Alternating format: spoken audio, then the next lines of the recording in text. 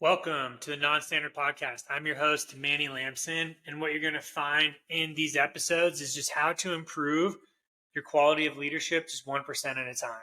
We don't cover very extreme things because you'll find out that leadership is about consistency, doing the basic things great, and understanding people at the utmost ability to help them get to where they need to go. So I always have a guest on my show, and these guests are going to provide you with some of the basics that they lead by, some of the examples throughout their life, their story, and then also we cover my leadership philosophy in there as well that has helped guide me in becoming a leader as well. So again, the intent here is just for you to learn, and I hope you do. And if you do, you know what to do. Just save, share, like, or follow, anything you got to do to continue this journey. I look forward to doing more and more of these episodes. And with that being said, let's get on with today's episode. Okay, here we go. You guys are going to be in for a good one today. I'm joined with Michelle Morgan. She is a surface warfare officer in the Navy. Her career is amazing. I will not read it all off, but you guys will hear it in the episode. And the reason it's so cool is I just loved just her career overall. And one of the things we talk about, which you'll see in her career, is one of the notes is sometimes the job you may not want is the one you need. So again, just one of the leadership traits we talk about there. Some of the other ones I'll hit. Leaders are always learning.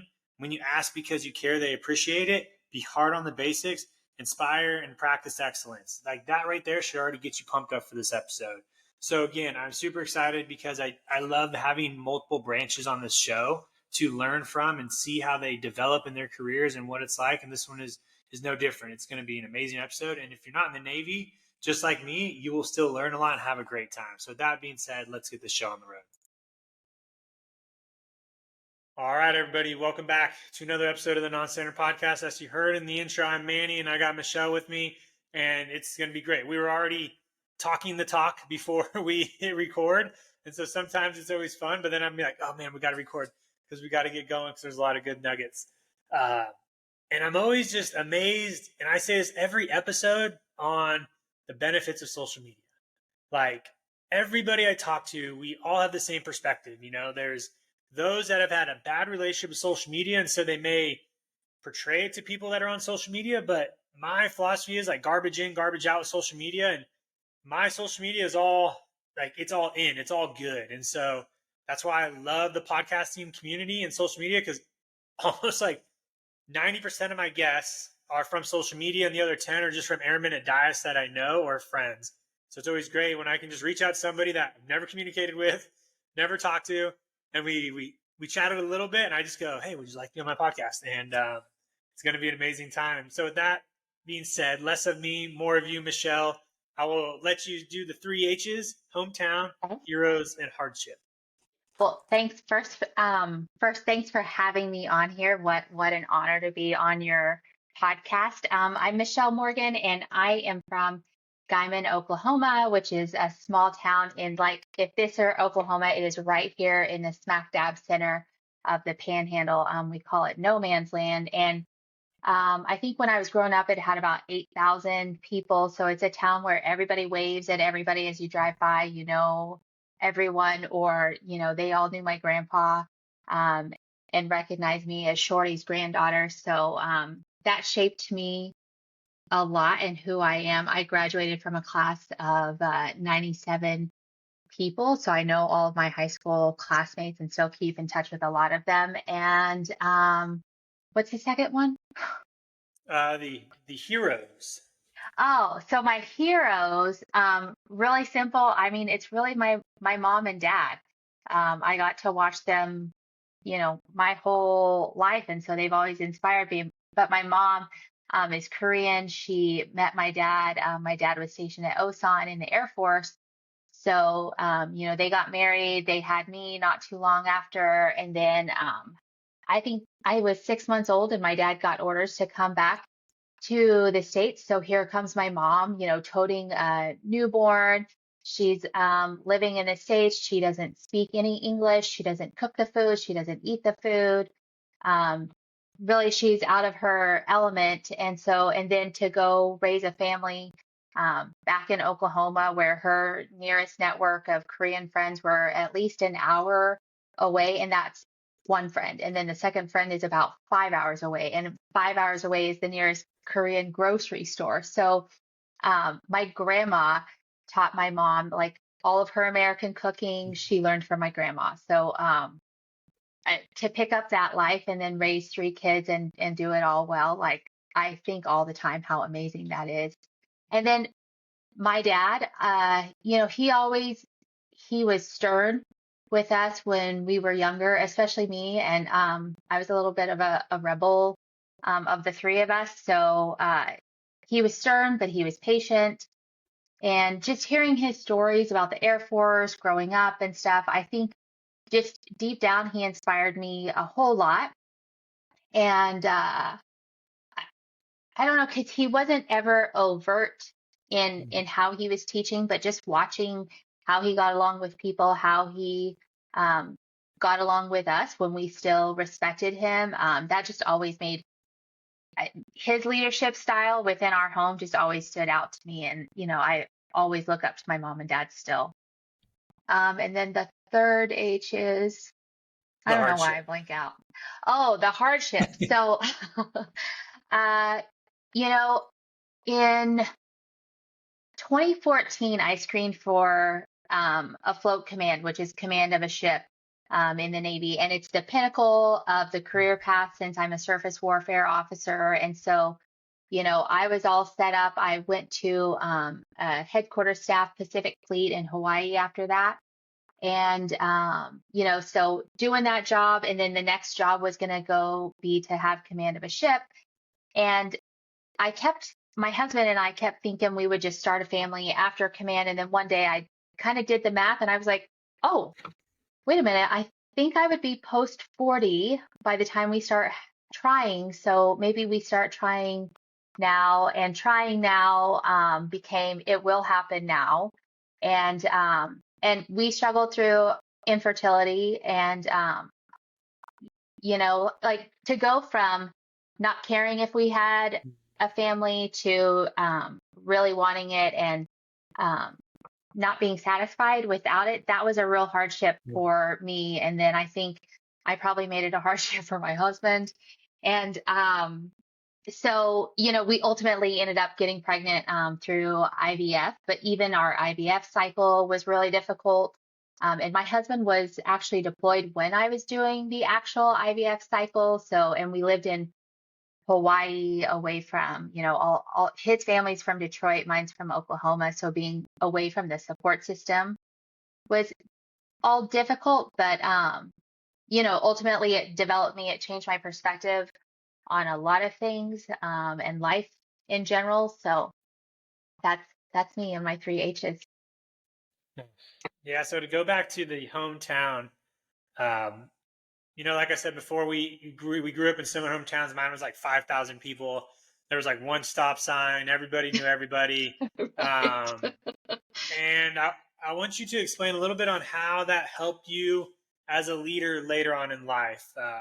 Maybe there are some traits you took from there. What are some things? Because there's probably a lot of people listening that have a similar experience where maybe it's not a small town, but they're from somewhere where they just didn't think, maybe they didn't know they were learning how to be a leader until it's applied. So what are some traits you maybe took from there that you started noticing as you were becoming a leader? Well, I feel like in a small town, you grow up knowing everybody, you know all about them, you know their family, you know what they do. I mean, if they got into trouble last night, you know. And so taking that forward with me, leading sailors, I was always very interested in like, where are you from? What's your relationship like? Who's important to you? What's important to you?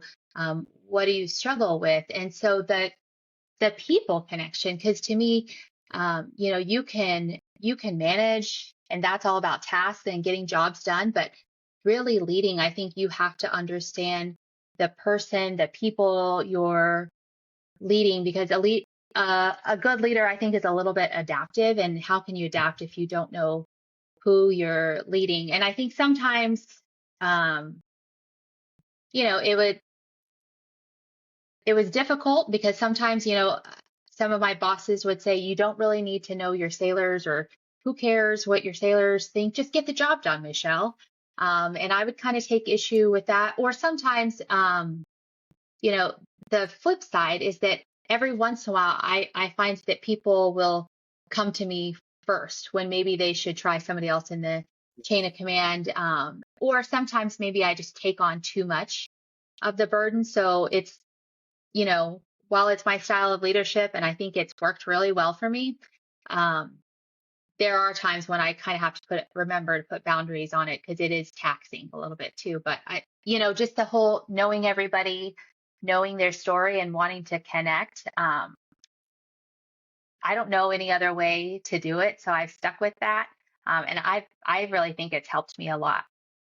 Nice. Yeah, that I definitely see a lot of that when it comes to the relationship side. I think I am more open to relationships because I grew up knowing everybody in my town. Like I still get like messages from people that I went to high school with 20 years ago on, did you hear what happened to so and so? And I'm like, bro, I haven't been to back in Gridley in like 20 years. Right. Um, but I can definitely see how that helped me in the military because I was comfortable getting to know people because I just felt like everybody was from a small town and they all got to know each other. I learned pretty quickly not everybody was from a bubble town like me when I enlisted. I didn't know a lot of things. Luckily, I had a roommate who was from a larger town and he introduced me to like rock music and all kinds of other stuff that I was sheltered from.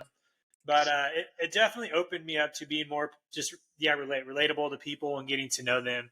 And I could definitely see where it's tough in like the small community. We have a dais, where I may know an airman in another shop. If they have a problem, they come to me and I'm always like willing to help them. But at the same time, I sort of need them to use their chain of command to getting comfortable with that leadership, even though I am very open. But there are, and that's probably that one downside slash like struggle you have to deal with being that relatable leader is a lot of people are going to come to you. And so you have to be able to go, cool, I'll help you. Did you talk to your boss? Cause Right. hey, Right. Because it gets so easy to dive in because you know them, you have the relationship, and plus you just want to help. So it can get really hard to remember to put that boundary around it. And then really quick. um, you know, being in our units, to me, that's reminiscent of a small town. Like every unit I've been assigned to, it's like its own little pocket small town and it has its own culture, its own vibe. The people who run around together. So to me, it's like every time I go to a new command, it's a whole new small town. Nice. I did like how you mentioned you learn by watching your father, and I think I learned a lot as well watching my dad. And I never realized how much I learned until I started like wanting to be a better leader. And I was sort of like, oh, that's what my dad did. Or that's probably what my dad was teaching me, but I was too naive at the time as a high schooler to even listen to him. And so when you put watch him, I was like, man, that's what we all do. Everybody is watching you. To learn, you have to watch. And so it was really cool how you connected that part of like, hey, we're all watching the people around us to learn. Yeah, that's a good one because as a leader, we need to know like, hey, I have to show you what to do. I can't just tell you. And so being able to be on the flip side of it helps build that relationship a little bit more. Let's dive into your career because it is amazing. So looking at it, there were, I guess, help me understand like some of the Navy transition as leadership goes. So if you want to give a synopsis of it, you can. And then as you hit some points, you can throw in some of the leadership aspects you learned along the way. Okay. So, like I said, I'm a surface warfare officer. So, we get primarily assigned to ships. So, I went to my first two ships, like you do a division officer tour. So you're in charge of about like maybe 15 sailors or so, and you have a chief, your senior enlisted and E7, who's really your mentor, your guide, and in the Navy, we always say ask the chief. It's pretty universal. And then the chief is also a mentor to you and the really the one who's teaching you about that deck plate leadership. So I benefited that on my first ship, I had two great chiefs. I was the first lieutenant first and then the damage control assistant. And in both of those divisions, I had really great chiefs who would teach me the craft, teach me how to manage, and really kind of toughened me up, because I was a small town girl, so sheltered. And I mean, some of the things that would happen, I didn't know what to do. I would be in shell shock. I didn't know what to think. And they would have to pull me aside and say, first, you got to toughen up. You got to toughen up. You can't take this all personal, and stuff like that. Or, give me the real truth about what was happening or things that I did that I needed to know, like they didn't take that the right way. So that was really good for me. And then on my second shift, I was the training officer, so I didn't have a division assigned to me. And oh, that job was so lonely, and I really didn't like it because it was a lot of management, a lot of paperwork, scheduling. I was pretty miserable. So I went down to the engineering plant and started working out on my engineering officer of the watch, getting a steam eval. And, like those guys, they're their own little tribe, and it's really hard to break in to that tribe. And so like, but they welcomed me because I kept on coming down and pestering them and asking questions and wanting to learn. I think that's also another thing. Maybe it's a hometownism, but I just ask a lot of questions. And I find that when you start asking people about themselves, about what they do, about their equipment and how it works, it just really makes them open up to you. And then somehow it makes them take care of you. It makes them take care of their mission and their part of the mission a little bit more. So just being curious, I don't know. I've always found that really beneficial. But then after that, I went to the R-type commander, which I think might be the same as a MAGCOM for you guys. Okay. Uh, the admiral staff that owns all the ships, the surface ships aside from carriers in the Navy. I went and worked for them post Divo, learned a lot, and I was going to get out of the Navy out of that job. Luckily, I had a boss who I still keep in touch with. I had lunch with him like a week ago, but he would constantly say, Michelle, you're not getting out of the Navy. I don't know how long it's going to take you to get it, but it's just not in you. You're going to stay. And I'd say, I'm getting out. Well, what are you going to do when you get out? I don't know. I'm just going to get out. I did my 4, I'm out. Well, sure enough, I went and volunteered to do an exercise in Korea, ulti-focus lens, in the middle of monsoon season. It was so terrible. But I went, and I don't know, somewhere while I was there, I had an epiphany. I called back home and I said, sir, it turns out I want to pull my resignation letter and I'm going to take the department head gig. And he was like, yeah, see, there you go. There you go. So then I went to be a chief engineer on my next 2 ships, the Gary and Chancellorsville. And, I did that because on my very first ship, I said I was the damage control assistant. So my boss was the chief engineer, and he was such a tough boss, but he made it super fun. I mean, he was always quizzing us. And then he had the little Palm Pilot. Do you remember those? Like, that's how Yeah. old I am. Like, I was a Divo when Palm Pilots were around. And he would literally write down your responses in his Huh. Palm Pilot. And then later, as you got more seasoned, or if he just wanted to remind you of how dumb you were, or let you know how far you've come, he would say, do you remember this is what you used to think? Like, this is what you told me how this system worked. And I'm like, yeah, yeah. Thanks, Chang. Thanks for that reminder. But he was also really fun. Like he would tell us to go meet him at a piece of gear, and he would just take off. And if you lost him, the deal was you owed him a Diet Coke. I cannot tell you how many Diet Mm. Cokes I must have bought that. I must have bought that guy. So anyways, he put a really fun spin on engineering. And so it kind of made me want to become a chief engineer when I decided to pick my department head job. And my second chief engineer job, I show up and I thought, I've got this on lock. I've done it once before. I was picked for this job. I must know what I'm doing. I got there. My first 2 weeks, my captain must have chewed my face off every single day. Every day. I couldn't get anything right. I mean, he would just tear me up.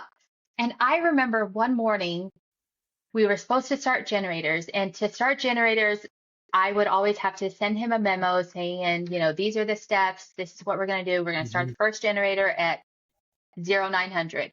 At 0905, we're going to sync it to the electrical distribution system. Well, we didn't have our act together. So I come up there and it's like maybe 905, 915, and I'm asking his permission to start the first generator. You said 0900. Why are you asking me for permission at 0915?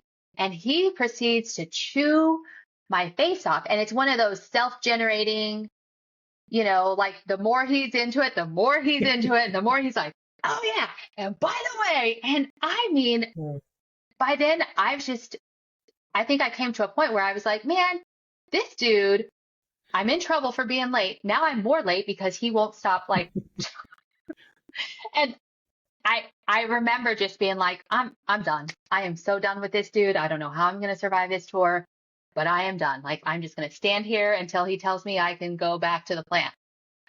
And then he just loses wind suddenly and says, get down to the plant. But amazingly, he never chewed my face off after that day ever again. And it became a joke where like any of the other department heads, if there was bad news to give to the captain, they'd be like, Chang, you got to go do this. He's not going to yell at you. And they were right. Like, I hate to admit it, but they were right. So I would be like, hey, sir, like we really gooned this up or, and so, but from watching him, like he had a very high standard. He was super intense. He was super hard on the basics too. Like obviously Yeah. I got, laid into for being on or not on time. But and I couldn't understand that. And it took me a while. And finally, I think one day I asked him about it. And he was like, if you can't get the basics right, your uniform, what time to be someplace. He was like, how can we even focus on the more advanced stuff? He's like, because I can't even get you to be on time. And Yeah. it was like, yeah, you know what? Like, that is so true. So fast forward, it's part of my leadership philosophy now. But so I really learned a lot from that captain. Like I still talk to him. I consider him my sea daddy, my mentor or whatever. And he's been retired for a few years now, but I still call him up and celebrate the wins with him and stuff like that. And we all joke about him to this day. But if we were going to go to war and people were getting recalled, I would want him to be recalled to be my boss. Like he's just phenomenal. And just closing out on that tour. So it's the end of my tour. I'm checking out, and he was like, we had a really good run. And he was like, do you remember when you first got here? I had to chew your ass every day. And I was like, oh, no, sir, I remember. And he's like, he's like, did you ever notice I stopped? And I said, oh, yeah, absolutely. I noticed. And he said, do you remember the last time? And I said, I sure do. I do. And he said, your face changed. And I said, it did? You saw that? And he said, yeah. He said, what happened? He said, do you remember what you were thinking when your face changed? And I said, well, I'm guessing it must be the moment I decided that you just weren't going to stop. I was going to be late anyways, and now I'm more in trouble because I'm even later than I was. And so what's the point? What's the point? And I said, I just remember thinking, I just give up. I'm just going to stand here and take it. And that's that. And he said, I saw it. I saw it. He said, your face just changed. And he said, and I knew at that point, it wasn't going to do me any good to light you up anymore. You got it. And he said, and then after that, you were fine. And I was like, oh, so it was like I just needed to be broken in. That was it. Yeah. That was it. But it was funny that that I remember that moment and he noticed that moment. I don't know. So then after that, I went to I was on an inspection team. That was supposed to be my shore duty, and I was already tired from my 2 chain rides, and I go to this shore duty, and I'm traveling, and I'm gone and inspecting a lot, and I was just burnt out. So I tried to get out again. I submitted my resignation letter, and it's going through the chop chain. And I worked with these retired limited duty officers, warrant officers, engineers, and they were hardcore crusty, like the old legends of the waterfront. That when you hear their name, like you're like, oh, that guy, oh, he's coming to look at my ship, oh. And I don't know why, but they just every time we would, if we were in port or not inspecting a ship, we would go to Starbucks a lot and go get coffee in the morning together as a group. And I grew to hate those coffee dates because it would turn into I would get cornered, having to re-justify why I want to get out, why won't I stay? Did you know about this benefit? Did you know this? Like, I mean, they would not let up. And then it got so bad that there would be other retired engineers from around the waterfront who would pop in, sit across from me at my desk, and start. And they would just take up so much time that finally I was like, I give up, call off the dogs. I will stay. They convinced me to stay. I started tracking, so I call Millington, our detailers, to tell them I want to pull my letter. And they're like, hey, that's already passed on. So I keep having to call around, I get a phone number. I call the next number. I call the next number. Finally, I track it down to the Secretary of the Navy's secretary. Had it. And so, it's like a Friday morning. And I finally get a hold of her, and she was like, oh, yep, I got your letter right here. And she said, literally, today after lunch, I was going to give it to SecNav for him to sign you out of the Navy. She was like, you got out with a couple hours to spare. Jeez. So crazy. So then I went to Air Command and Staff College, which I know you did that too. Had a good time, learned a lot being around the Air Force and stuff like that in Maxwell. Mm-hmm. And then I went to Pacific Fleet in Hawaii, and I did a 3-year staff tour. And I was expecting, everyone talks about the Pineapple Navy and tropical hours and how easy it is out there.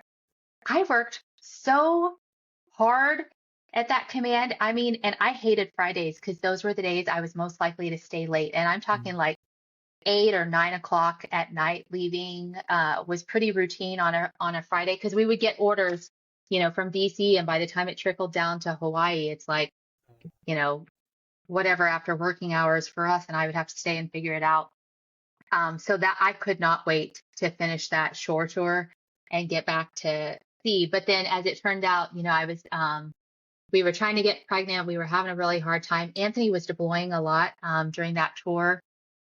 And so then I was supposed to, slate for a ship, and I'd been putting it off for a long time so we could try to get pregnant. And then finally I said, I give up. Just tell me which ship you're going to send me to, and let's just get on with it. And so, congratulations, you're going to go pre-com this LCS. And 3 weeks later, no kidding, I was pregnant.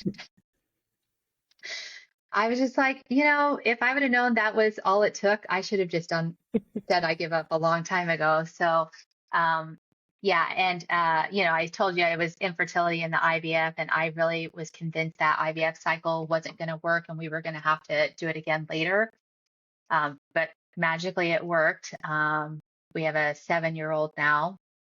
So then after that, we went back to San Diego. I was, the chief staff officer for a little bit for my, deferment tour after I had my baby at a mine countermeasures squadron in San Diego. And then after that, I started training, going through the pipeline to be, XO, and then you fleet up to be a CO. So I was in the pipeline for XO. To be honest, I was kind of bitter the whole time I was in the training, and I could not figure out why. It was just like everything they said in class got on my nerves.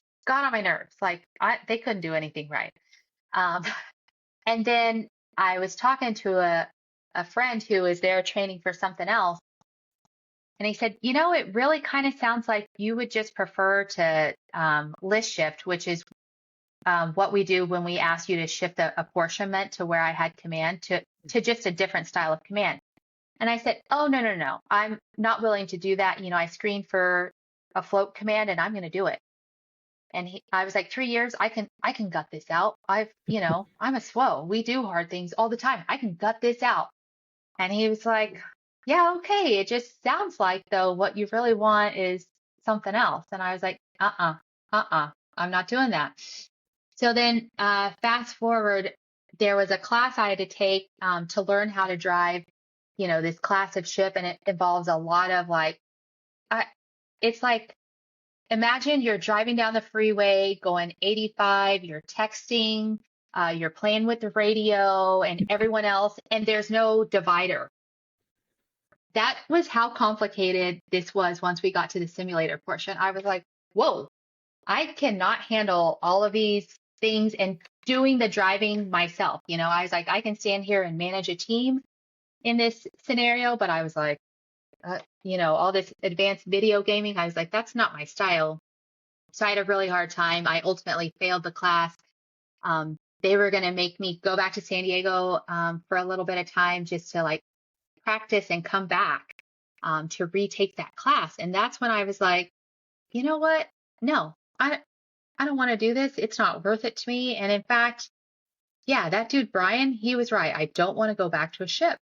So I called my detailer and luckily he was super amazing, helped me put in the paperwork to list shift. And then once I list shifted, we started talking about what kind of job or which job did I want next. And so, I told him the few jobs I was interested in. So I had to kind of wait my turn in line.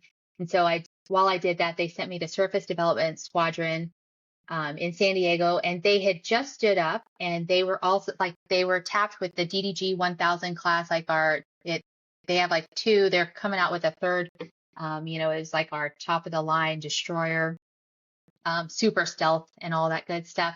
But they were also going to stand up medium unmanned surface vessels for the Navy. So stuff like Sea Hunter and all that stuff. So getting into all that unmanned space, it was super interesting, super complicated. And to be honest, we had a bunch of lieutenants, captains, types who were just running wild, developing policy. And even one of them, some of the work she did, they actually formed a robotics rating for the Navy. And that all goes back to the work she did. She's out of the Navy now, but I mean, just these super smart kids and the things they did to shape a whole community that's going to form in the Navy. I'm super impressed by the talent we had in that office. My Commodore at the time talked about how we were basically a little startup or whatever, recruiting geniuses. And I mean, he was right. So then after that, I finally went to Beachmaster Unit 1, which is where I did my XO and CO tour. I just turned over command in December.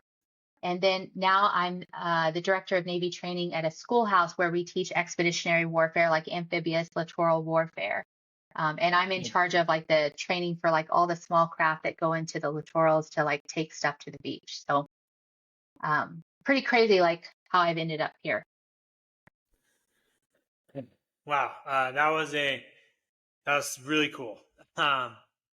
Some of the notes I took was it was cool to hear you say some of the jobs you weren't expecting were the ones that had the biggest outcome. And that's how it's been for me as well. I've had those opportunities come up where I wasn't excited about it.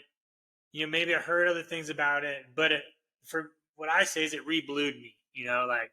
I took a deployment where it was a one-shot deployment, and everybody I talked to was like, "Oh, this is boring. You don't do anything."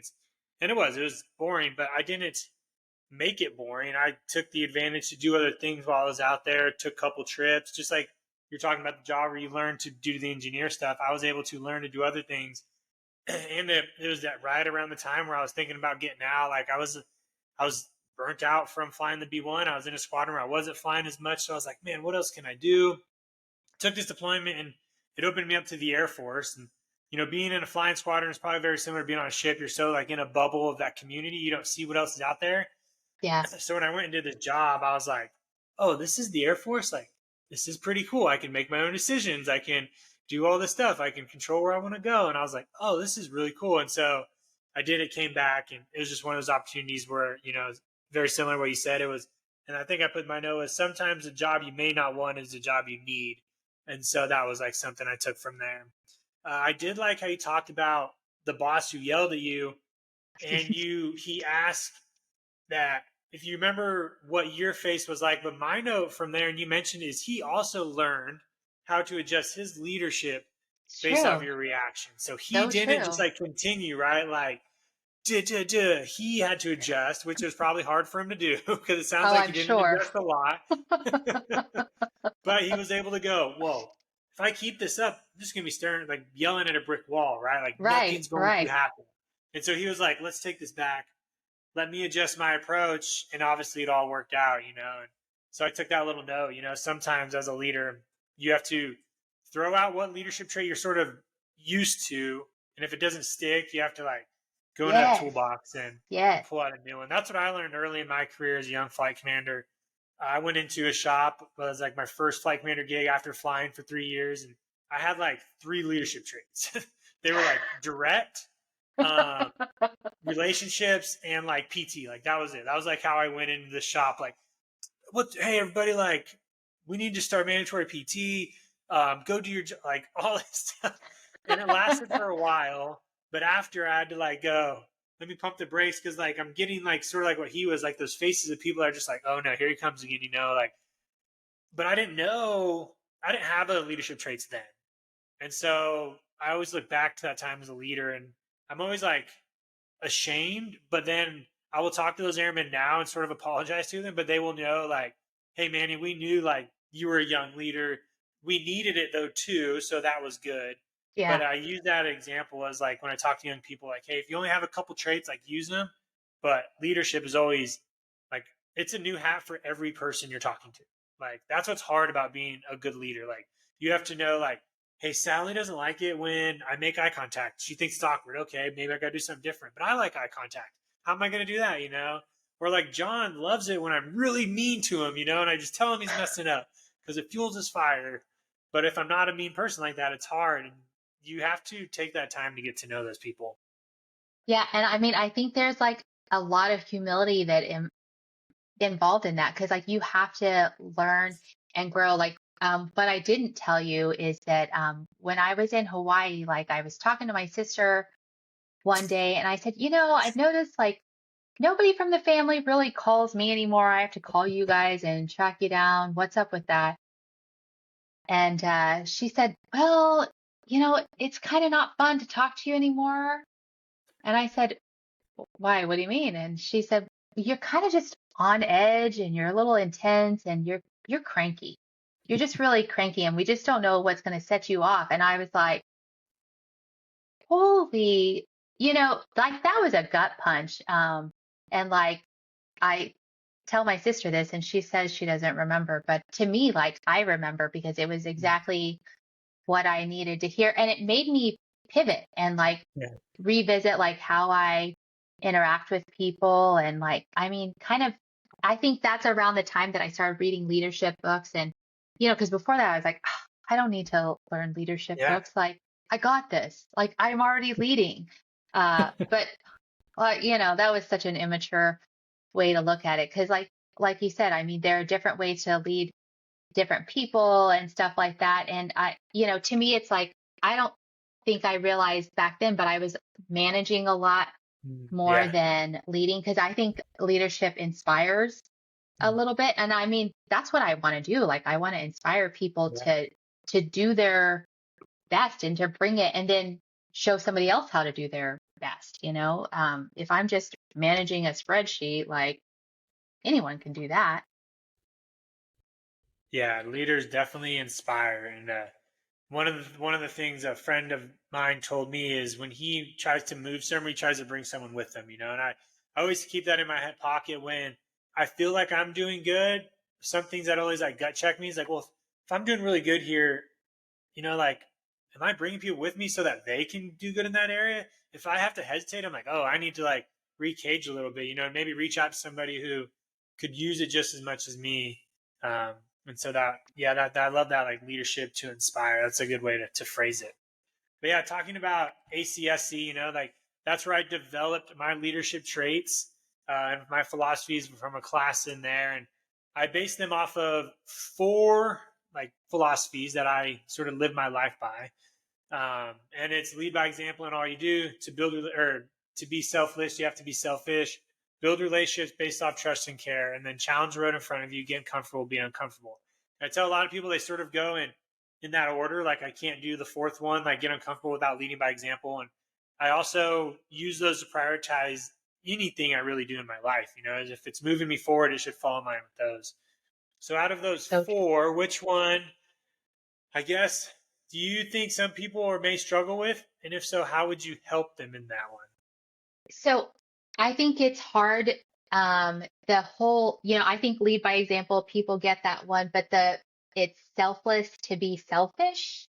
I don't think we talk about that one enough because, that goes into the like taking care of yourself, making sure you're getting your rest, getting your PT in, and like whatever it is that you need to perform at your best because you really can't pour from an empty cup, and I find myself trying to do that a lot. And then I have to remember, like, if I start getting cranky at work, it's because I'm not doing one of the things I need to be doing in fact, like on my chain tour on Chancellorsville, I used to tell my divos all the time, I need to run in order to stay sane, to stay happy, to be effective, efficient. So if you start noticing I'm getting cranky and you notice that I haven't been like getting up to the gym to run, A, it's your fault. So fix it. But B, like, tell me to, get off my hump and get up there and go run because I need to get that energy out and it just makes me better. It helps me clear my head, all that stuff. And I learned that from my first chain, he was really big on like, that was one of his non-negotiables Mm. for the day. And I noticed like, when I start giving up things like that, like my workout, like I start becoming like really cranky and I can't think and stuff like that. So I think it's really, in order to be selfless, you have to be selfish on that. And as leaders, I think we feel like we have to continue to give and give and give to the mission, to our sailors, and to our bosses. Mm-hmm. It's really hard to say like, oh, sorry, I can't do that. That's during my PT time, or going to ask for leave Yeah. or something like that, because we get into the habit of like, oh, well, they need me. Like, of course they need you, but they'll also get on without you. Mm-hmm. So I think that's the one that like we probably don't talk about enough. And then the last few years of my career since I became a mom, like shifting from um, a float command of a ship to a special mission command, which is what I did. It was a little bit of a step down in the like pyramid of types of command. And part of that was my ego, talking of like, oh, like I don't want to step down. But the other part was realizing that in order to be like, able to be a wife, a mom, a leader, and do it all at the same time and not lose one, I needed to give something up. And so to me, it had to be that level of command. And it was hard to make that decision. And then once I made that decision, because it aligned with my priorities and gave me what I wanted here, it just made everything so much easier. And so there are a lot of times when, other officers who like screen for their milestone tour and then they're having second thoughts on whether or not to do it, like we'll talk about it. And, my advice is always like, do whatever like you have to do that aligns with your priorities. Like, Mm-hmm. the Navy will figure out somebody else if you elect not to take the job, but like you don't want to set yourself up for failure, or, maybe you won't fail, but you would be miserable. So to me, that's a fail. So being selfless requires being selfish. Yeah, I like how you hit the non-negotiables part. Like that's like a key people need to remember when it comes to the selfish part. And for some people that exercise is a great example to use as a non-negotiable because there's so much benefit to it that if you do it consistently over a long period of time, you just develop as a great person and great leader. But there are other areas of non-negotiables as well. Like for me, reading is also one of them Hmm. because it helps like the mental capacity besides the physical capacity of exercise. So like there are times where I will feel sluggish or brainwashed ish, like because I just haven't read in a while. And so sometimes I need to like physically just read words of success and leadership to like boost that serotonin in my mind to keep me going. And so, yeah, that and it is a hard one to emphasize, especially to a younger generation where they are just focused on a job to become a better person. So they're being selfless. And so when you tell, like, I've had a lot of airmen look at me and go, "How am I supposed to be selfish when I'm like part of a team, right?" Or like, "This is going on." I'm like, "It's true, but that team's only going to be as the best as it can be is if everybody's at their A game. So if you're at your C game and Johnny's at their C game and he's at his B game, I don't have an A quality team. Two C's don't Right. make an A. It doesn't work like that. I need y'all to be like A's because then if you do, let's just say not good, at least you're a B, like better than two C's and you're less. I don't know. And so yes, it's tough. And in a world where we're just human and we want to take care of people, it's sometimes that's the first thing we're going to lean to, and so we'll give up some of the other area, which is ourselves. And I think for those of us that have been in the military for a while, we've noticed like, man, if you do that too long, it definitely takes a toll. And it drains you. Yeah. One of the girls, I got to know her because of social media, and she has a storefront called Grace in Yarmouth. Plus, she's a former chief engineer, so like us, us chief engineers, like we just bond tight. But she has a storefront, and she's very creative, so she uses that as an outlet. And Yep. like I admire that because to me, it's a feeding your soul that makes you better and Yeah. more able to connect with others and take care of your sailors because you're taking care of yourself. Yeah. Thanks. Let's get into a couple. Do you have any philosophies or anything that you sort of like to mentor with, or I don't know, I guess lead with?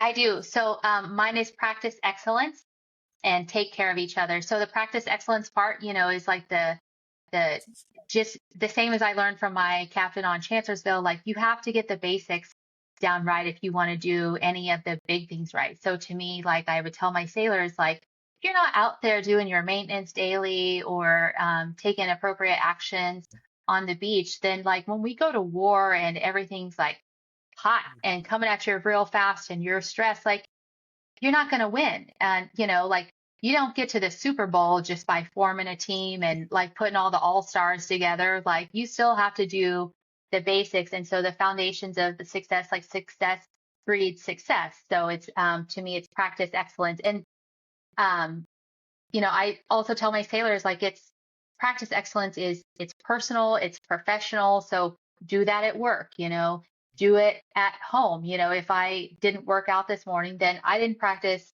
excellence. And those are the things that you're just building foundations to make yourself better. And then the take care of each other piece, that's to me goes more in line of I recognize that as a leader, it's not me at the front who's making all the difference. Like, yeah, I'm going to make a difference by taking care of you.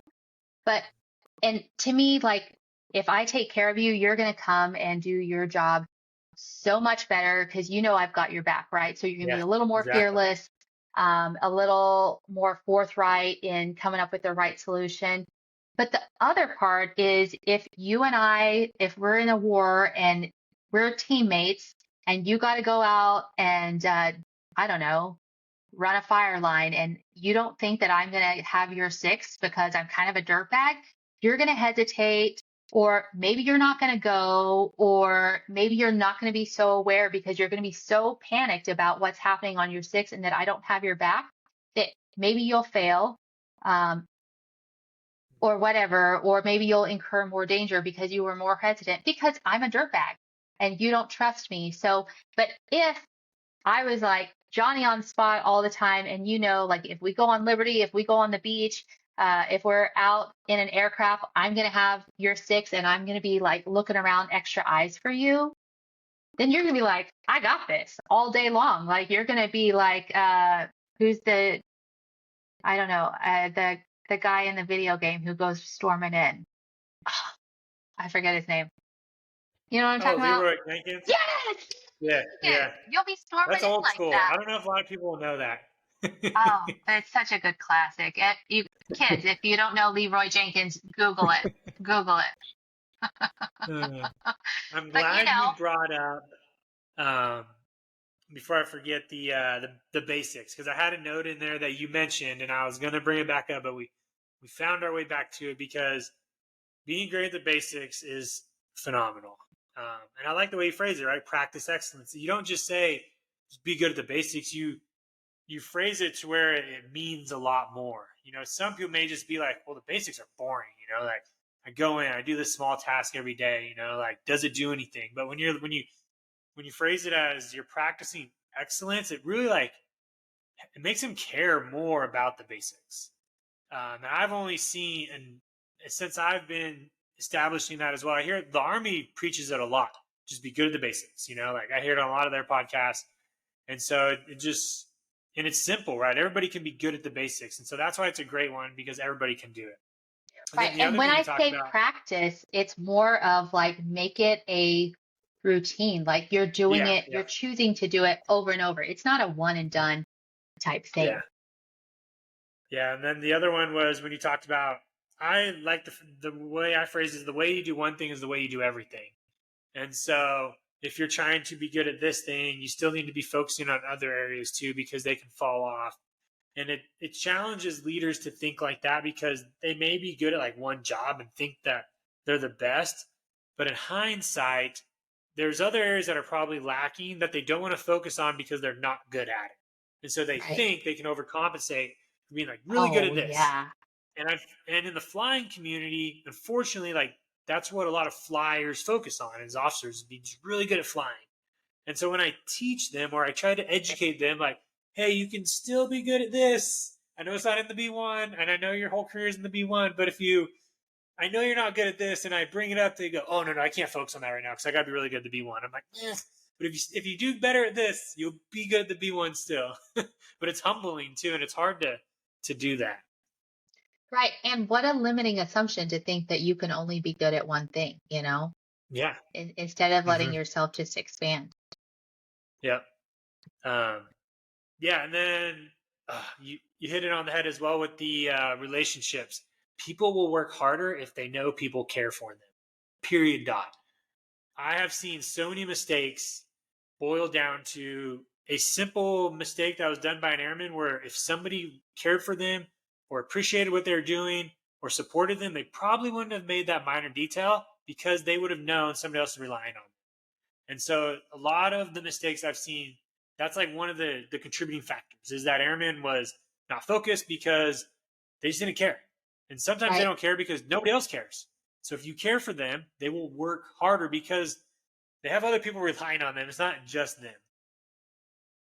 So true. My husband is like super good at that. He's Mr. like team player, knows how to build teams. And like, I feel like every command he goes to, he's the kind who like everyone's seeking him out to be a mentor and like they all want to be on his team because he's just really good at connecting. So like every once in a while, I'm like, God, like I'm gonna have to go like learn, he's got the magic. Like I'm really good at that hometown stuff, but like, man, when it comes to like, he's like that head coach everyone wants to be on his team. It's freaking crazy.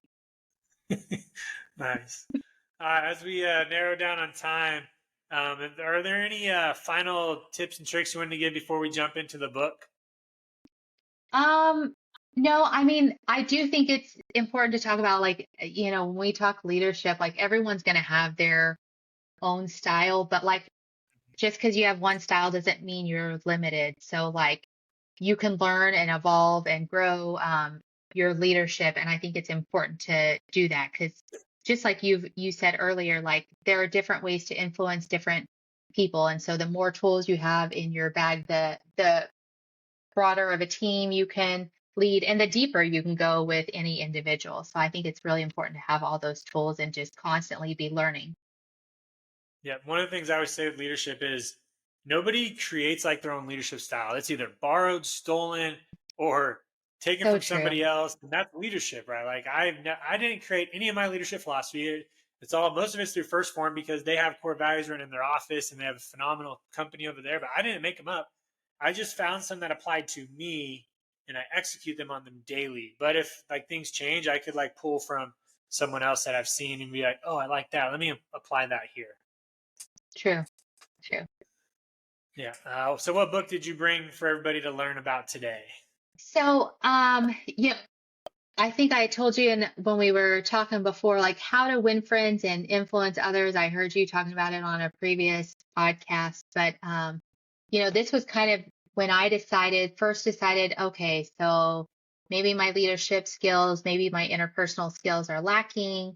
What could I read? And so that was the first book I turned to was How to Win Friends and Influence. Is it Influence People yeah, it is, right? Yeah, People by Dale Carnegie, I Yes, think. Carnegie. Old school, going back, and so at first I start reading the book, and it's my first leadership book. I'm not really into it. I'm forcing myself to do it, and so it was a little bit hard to get into. And then I just felt like there are so many nuggets, like when he talks about just asking questions and how that just like really unlocks the magic. Like, because when you think about influencing somebody, if you're untrained, like it's all an overt action. Like, how am I going to win you over to my side when, he takes a stance of like asking a lot of questions and being curious and how you can guide the conversation through the questions you ask. And then it's more innate. And it also takes a lot less energy. So I found that fascinating. And then I think after I read that book, I was like, okay, you know what? Like I learned something. I should do this a little bit more often. So that's what got me started. Yeah, most people don't realize to have a great conversation, that's usually it should be one-sided to where the person is asking questions to listen to the other person. It's very hard to do that. It is very, and I'm learning that as well when I get to know people is if I'm trying to get to know somebody, it's not a two-way conversation. There is a purpose for me asking these questions to allow this person to open up and discuss what's on their mind, ask me for input, etc. But it's not for me to give all my input. And so I'm learning good conversations are one-sided because there's usually somebody trying to get something, and to get something you have to let that person talk. And most of the So time we're either true. thinking of a thing to say to reply or trying to one up them with something else or give them feedback when in reality you started the conversation doesn't mean you own the conversation. um, and so that's why I think questions are key, and that's why a real conversation is hard to have because they take a long time, and in a lot of places we're always rushed, and so you may like just do a really direct question to get an answer. But and so for me it's always hard because I always feel like I'm always talking to people as I'm walking, and so I always go, oh, I don't have time to do this conversation because we're walking. Okay, bye, Oh, there they go. oh Okay, yeah. dang it. I do that all the And so time I have to too. like stop and be like, if I need to get to know this person and get the answer, it's gonna take like 10 minutes. But where do I have 10 minutes? That's the hard part. Right. And you have to stay focused. Yeah, yeah. And listen, like how many times does it like they say something and that reminds me like, oh yeah, like Yeah. I got to get this at the grocery store, and it's like back to this conversation, like so it's really hard. Like there's a squirrel chasing a disco ball in my brain all the time. Very tough. But that is a really good book, and it's obviously withstood the test of time for how long that book was published ago. But yeah, that's a good one. The one I bring, I read it in Japan. It's called the Bushido Code. It's Hmm. words of wisdom and advice from Japan's greatest samurai. So it's basically a book where a guy went and like took all the tactical knowledge of all these samurais and translated them into English. And the reason I loved it is because it took all the great leadership traits of all these samurais in one book, and there's all these commonalities. And so I've really am looking to learn more from the samurai and Japanese culture because they are so structured in their history Yes. and like the way they do things. It's phenomenal. And so it's a good book. It's really short. It's all antidotes, so it's like really easy to read. But I have like tons of circles in there of like, this is great. This is great. Oh, I do this. I didn't know this is where it came, or like this person does it. Um, but it's a good book. I'm gonna have to put that on my list. Yeah, super short. Like I don't even know if it was like 150 pages, but it's all just antidotes of all these samurai warriors back before Japan was a country, and they had like all these origins or like regions fighting each other with Hmm. their. It was crazy. Yeah, it was a lot. Um, but yeah, let's see. With that, man, what I'll tell a lot of people is if you're listening and you don't have any notes, I will be upset because I have a page of notes and I always have notes. So, with that being said, I won't take much of your time, Michelle. I will drop your contact info for people if they want to reach out to you, and I will get this pushed out here soon.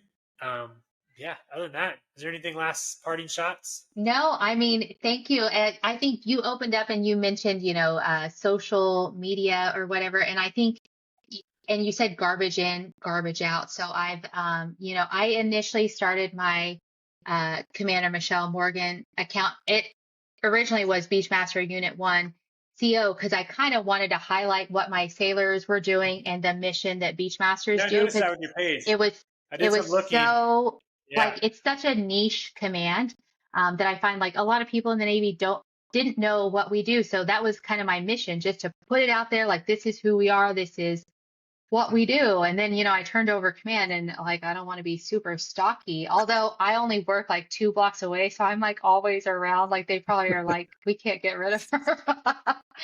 But yeah, so then, I was like, well, I still kind of like want to be able to like showcase like what my sailors are doing or just talk about things that are interesting to me. So, and the garbage in, garbage out, like what I love about social media is like you can curate your own Yeah. experience. So if you're getting garbage in, like maybe look at what you're looking at. Cause like I've had the chance to interact with so many amazing accounts and like make friends with people that I wouldn't have got to know just by tyranny of distance or not being exposed to what they do. And like, I mean, I started following you because of, NCC Fat Chief, USN and like his stuff. And I saw he, followed you and you kept popping up in my feed and you were always running. And I, like I love running.